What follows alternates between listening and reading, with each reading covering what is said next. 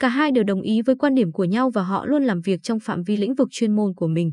Từ đó cho đến khi Fujisawa qua đời, họ là một cặp bài trùng không gì có thể tách rời được.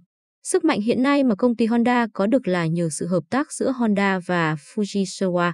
Vào tháng 10 năm 1949, Fujisawa đến làm việc với tư cách là giám đốc điều hành của Honda.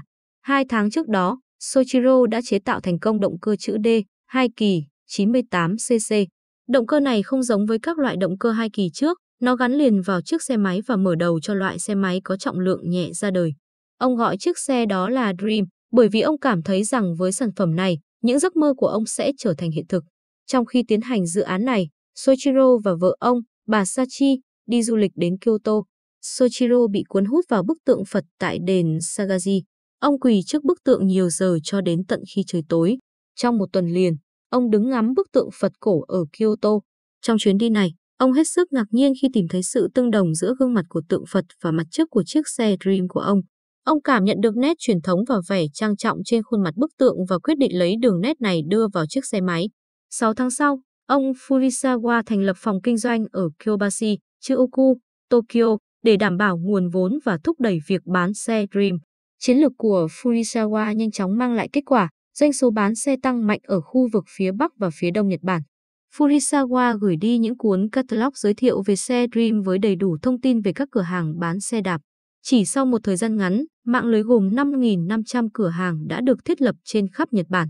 Chuẩn bị cho việc kinh doanh trên phạm vi cả nước, công ty đã triển khai xây dựng nhà máy ở Kamijujo, Kitaku, Tokyo và sau đó là một nhà máy khác lớn hơn ở Shirako, quận Saitama. Doanh số bán hàng tăng nhanh đến mức sản lượng của nhà máy Shirako với 1.500 xe tháng vẫn không đáp ứng đủ nhu cầu. Năm 1953, công ty mua một vùng đất rộng ở Yamato-machi, quận Saitama để xây một nhà máy khác. Cùng lúc này, để theo kịp tốc độ mở rộng công ty, trụ sở chính Honda đã chuyển đến Iasu, Tokyo. Soichiro cũng chuyển tới Tokyo trước đó 9 tháng. Tốc độ phát triển của công ty Honda khiến không ai có thể tin được. Thông báo ý định tham dự đua xe gây ngạc nhiên cho mọi người. Chiếc xe máy đắt tiền Bentley G được đưa ra vào năm 1953, nhưng chiếc xe này bán không chạy lắm. Năm sau, chiếc xe scooter đầu tiên của Honda, xe Juno cũng được xuất xưởng. Juno là tên của một nữ thần sắc đẹp thời La Mã cổ. Ngay cái tên này đã cho thấy đây là một chiếc xe scooter rất đẹp, sử dụng nhựa tổng hợp để làm khung, yên xe được thiết kế kiểu mới và động cơ lần đầu tiên xuất hiện ở Nhật. Khẩu hiệu sự hàng đầu của khoa học và nghệ thuật được sử dụng để miêu tả chiếc xe này khi quảng cáo. Tuy nhiên, việc thêm những nét mới đã làm chiếc xe nặng thêm và khách hàng thì phàn nàn về hình thức của nó. Rất nhiều sản phẩm không bán được và công ty một lần nữa lại phải đương đầu với cuộc khủng hoảng về tài chính. Lần này, đối mặt với việc phá sản, Soichiro một lần nữa lại đưa ra ý tưởng khác thường. Một trong những giấc mơ của ông là tham dự vào cuộc đua danh tiếng trên thế giới, đó là cuộc đua mang tên Isle of Man Tourist Trophy Race. Soichiro chính thức thông báo ý định này trong và ngoài công ty, thậm chí còn gợi ý rằng họ sẽ thắng trong cuộc đua này. Tất cả mọi nhân viên của công ty đều giật mình sửng sốt. Cuộc đua TT là nơi gặp gỡ đầu tiên cho tất cả những nhà sản xuất hàng đầu ở các nước phương Tây. Mọi người đều nghĩ rằng Honda không có đủ khả năng và kinh nghiệm để tham gia sự kiện này. Tình hình tài chính của công ty đang trên đà xuống dốc. Bản thân Soichiro cũng chưa bao giờ chứng kiến cuộc đua này. Trong những ngày này, xuất hiện khá nhiều những nhà sản xuất xe máy và một số cuộc đua như Nippon Juden, Nagoya T, Fuji Race và Asama được tổ chức ở Nhật Bản. Honda chưa từng đạt kết quả cao ở các cuộc đua này. Triết lý của Soichiro là không cần thắng ở Nhật. Trước tiên, tôi muốn chiến thắng trên thế giới. Ngay sau khi ra thông báo, ông đến Isle of Man nơi cuộc đua được tổ chức. Vài tháng trước khi thông báo quyết định này, Honda đã tham dự một cuộc đua ở Sao Paulo của Brazil. Cuộc đua được tổ chức để kỷ niệm thành phố 400 năm. Tay đua của Honda, Mikio Omura đứng thứ 13. Những gì Soichiro nhìn thấy ở Isle of Man đã khiến ông bị sốc. Ở đây hoàn toàn khác so với những gì ông tưởng tượng. Ông dường như bị tốc độ và động cơ của những chiếc xe trong cuộc đua đè bẹp. Không có cách nào khiến chúng ta có thể chiến thắng. Tôi đã mắc phải một sai lầm lớn. Đó là ý nghĩ của Soichiro khi ông đứng bên cạnh đường đua. Nhưng ông là một người khác lạ. Ông không dễ dàng hối tiếc hay từ bỏ những giấc mơ của mình. Ông đã đưa ra một giải pháp khác để phát triển. Đầu tiên, ông bắt đầu công việc với tốc độ của động cơ. Ông cần phải tăng vòng quay từ 3.000 lên 10.000 vòng một giây. Động cơ với 10.000 vòng quay một giây lúc bấy giờ tiêu NG đương với động cơ máy bay phản lực.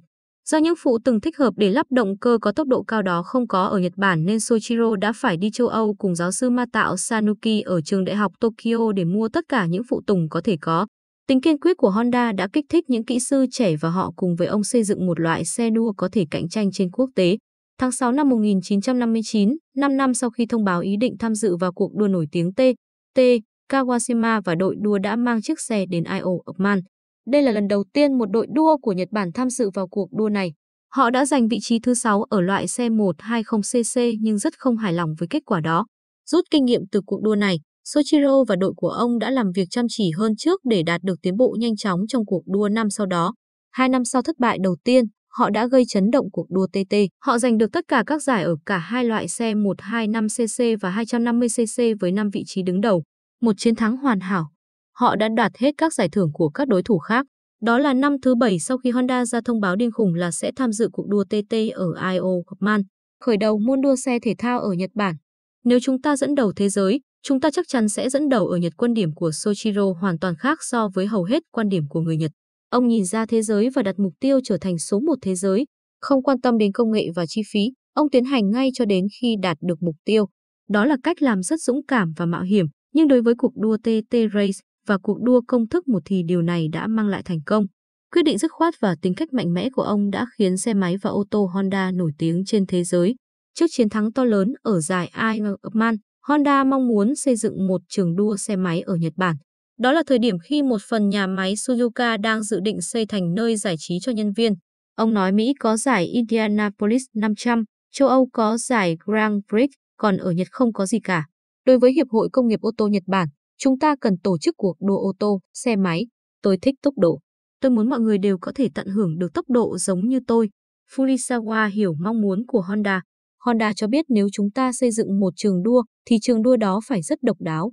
Fujisawa đã đưa ra một số ý tưởng, nhưng họ không có đủ tiền mua một vùng đất rộng để xây dựng được một đường đua tốt.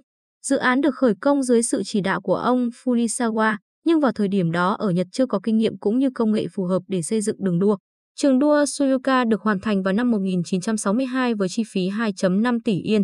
Mặc dù Honda mơ ước xây dựng trường đua, nhưng ông cũng rất quan tâm đến việc bảo vệ môi trường. Ông cố gắng hạn chế tối đa không mở rộng đến những vùng trang trại và những cánh rừng của người dân xung quanh.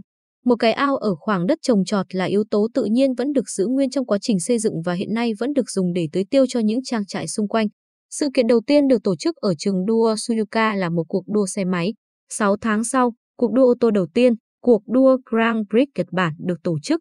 Từ đó, những đường đua tương tự đã được xây dựng ở Nhật Bản, đó là đường đua Funabashi và Fuji Speedway, nhưng trường đua Suzuka là trường đua đầu tiên trong lịch sử thể thao ô tô ở Nhật Bản. Nếu Soichiro không có ý tưởng và quyết tâm xây dựng đường đua này, có thể ngành công nghiệp ô tô của Nhật Bản không thể đạt được tốc độ phát triển nhanh như vậy. Honda không tham dự vào cuộc đua Grand Prix đầu tiên này bởi vì lúc đó Honda chưa sản xuất ô tô. Đối với Honda, một người say mê tốc độ thì giấc mơ xe 4 bánh của ông là xe ô tô thể thao. Đã thành công với tư cách là nhà sản xuất xe máy hàng đầu, nhưng Soichiro luôn tìm kiếm những thách thức mới. Bước tiếp theo của ông dường như là sản xuất xe ô tô. Năm 1962, Honda cho ra đời loại xe S360, xe ô tô con loại nhỏ và xe T360, xe tải loại nhẹ. Mẫu xe này được gắn loại động cơ mà thường chỉ được sử dụng cho xe thể thao. Năm 1963, một năm trước khi diễn ra Đại hội Thể thao Tokyo, nền kinh tế của Nhật sẵn sàng chuyển sang một bước phát triển cao hơn. Và trong bối cảnh đó, chiếc xe thể thao loại nhỏ S500 được giới thiệu ra thị trường. Loại xe S500 đã thu hút công chúng Nhật Bản với thiết kế phức tạp và mới mẻ của nó. Vô lăng, kiểu dáng và đối trọng được đưa ra phù hợp với xe ô tô thể thao. Chỉ có một điểm duy nhất của chiếc xe này không được công chúng ưa thích, đó là màu sắc. Lúc đó, mọi người cho rằng màu đỏ và màu trắng giống xe cảnh sát và xe cứu hỏa. Cùng lúc này, chính phủ đang cân nhắc để thông qua đạo luật đặc biệt thúc đẩy ngành công nghiệp với mục đích củng cố ngành công nghiệp Nhật Bản. Đạo luật mới sẽ hợp nhất các nhà sản xuất ô tô để tăng khả năng cạnh tranh toàn cầu của ngành công nghiệp ô tô Nhật Bản. Nếu đạo luật này được thông qua sẽ cản trở Honda sản xuất xe ô tô và hạn chế việc kinh doanh xe máy. Soichiro kịch liệt phản đối kế hoạch này và chỉ trích thái độ của Bộ Công nghiệp và Thương mại Quốc tế của Nhật. Nhưng cuối cùng thật may mắn đạo luật thúc đẩy ngành công nghiệp không được thông qua.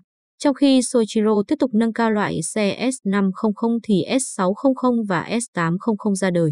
Sự xuất hiện của loại xe này được khẳng định qua 2 lần chiến thắng ở cuộc đua Isle of Man. Loại xe S800 đã được triển lãm tại châu Âu và được đánh giá rất cao. Bất ngờ tham dự cuộc đua công thức 1. Khi mà ngành công nghiệp xe máy đang còn sửng sốt về việc Honda xuất xưởng chiếc xe S600 vào tháng 1 năm 1964 thì cùng lúc đó, Soichiro tuyên bố dự định của công ty tham dự vào cuộc đua xe ô tô công thức 1. Ông nói chúng ta có thể sử dụng xe ô tô công thức 1 như một thí nghiệm về tốc độ cho những xe ô tô của chúng ta. Trường đua là cách nhanh nhất để chúng ta học được cách làm thế nào để xe chạy nhanh và an toàn. Ý tưởng của ông là áp dụng những kiến thức và những kinh nghiệm thu được ở trường đua để cải tiến những sản phẩm mới. Thông qua việc tham dự những cuộc đua, các kỹ sư có cơ hội kiểm nghiệm những công nghệ trên lý thuyết của họ. Ông gọi đó là giấc mơ của người kỹ sư. Thách thức theo đuổi tốc độ lại bắt đầu. Ông Fujisawa cũng đồng ý với Honda, muốn sản phẩm của Honda nổi tiếng trên thế giới phải chiến thắng tại các cuộc đua. Một lần nữa, Soichiro lại lập đội chế tạo. Vào thời điểm đó, ở Nhật Bản hầu như chưa có một chiếc xe đua bánh trần nào cả.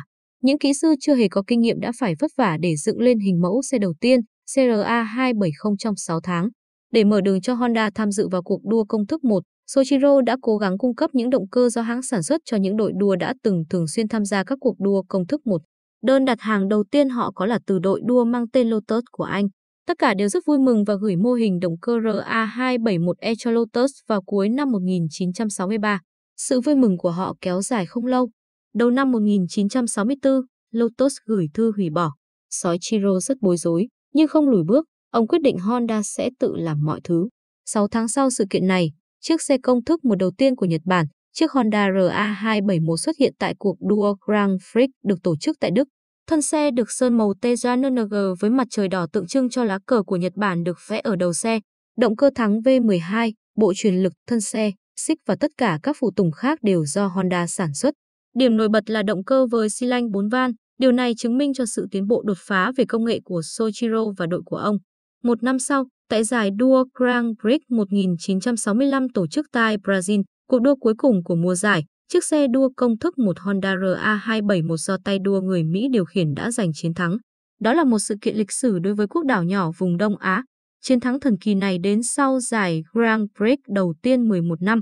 Năm 1967, tại giải Grand Prix tại Italia, chiếc công thức 1GA300 lại một lần nữa giành chiến thắng. Dự án xe đua công thức 1 đã mang lại thành công rực rỡ. Tuy nhiên sang năm 1968, Soichiro quyết định tạm ngừng cuộc đua công thức 1 để tập trung vào sản xuất ô tô. Tiếng nổ của động cơ Honda rất độc đáo, và ngày nay những người sống ở thời gian đó vẫn nhớ lại tiếng nổ của động cơ Honda. Giấc mơ thời niên thiếu trên một con đường thôn quê đầy bụi vào một ngày hè oi bức xa xưa đã trở thành hiện thực khi xe ô tô của Honda được xuất xưởng. Ngay sau đó, vấn đề về môi trường do khí thải động cơ ô tô gây ra trở thành vấn đề nóng bỏng. Đáp lại nhu cầu của xã hội, Soichiro chuyển giao khả năng cho những kỹ sư trẻ. Ông tin vào sức mạnh và khả năng của giới trẻ. Đứng đầu là Tadashi Kume, người sau này là chủ tịch thứ 3 của Honda. Những kỹ sư của Honda đã chế tạo thành công loại động cơ làm mát bằng nước có ít khí thải, được gọi là động cơ CVCC. Xe ô tô Civic lắp động cơ này nhanh chóng thu hút được sự quan tâm trên thế giới, đặc biệt tại Mỹ. Ông Soichiro Honda qua đời vào ngày 5 tháng 8 năm 1991 vì bệnh thận, thọ 84 tuổi.